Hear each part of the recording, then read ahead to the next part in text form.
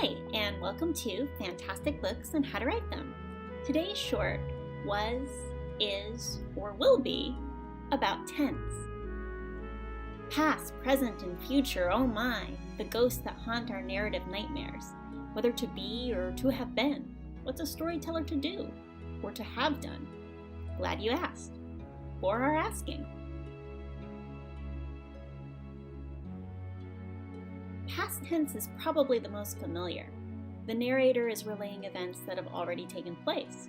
The children stepped through the wardrobe, the witch cursed the land with eternal winter, the lion died on the stone table. These things have already happened, and we're hearing about them after the fact. There's a lot of narrative freedom in this because as far as your narrator is concerned, it is known. So why do some writers choose present tense if past tense is such an obvious choice? In a word, tension, immediacy, urgency. It feels like it's happening in real time, and it feels like it's happening fast. I'm racing against the clock. I don't think I can make it. I see the doors on the other side of the corridor slamming shut.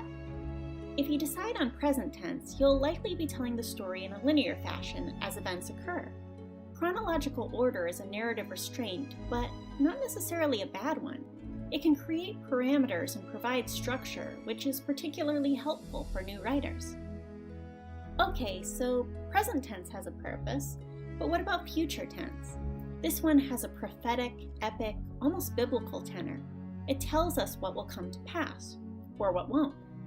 This won't be practical for most stories, not as the predominant tense, but it's still a useful tool, especially in speculative fiction. Consider this example from Harry Potter and the Order of the Phoenix. Rowling writes, "The one with the power to vanquish the Dark Lord approaches, and the Dark Lord will mark him as his equal, but he will have power the Dark Lord knows not, and either must die at the hand of the other, for neither can live while the other survives. The one with the power to vanquish the Dark Lord will be born as the 7th month dies."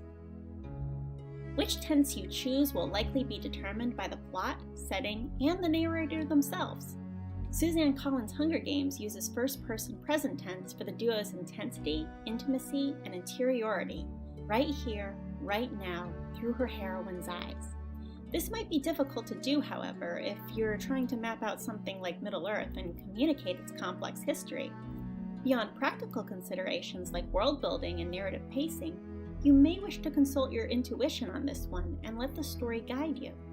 You are your own worst critic, or so the saying goes, and when you silence that distrustful voice, you are your own best muse.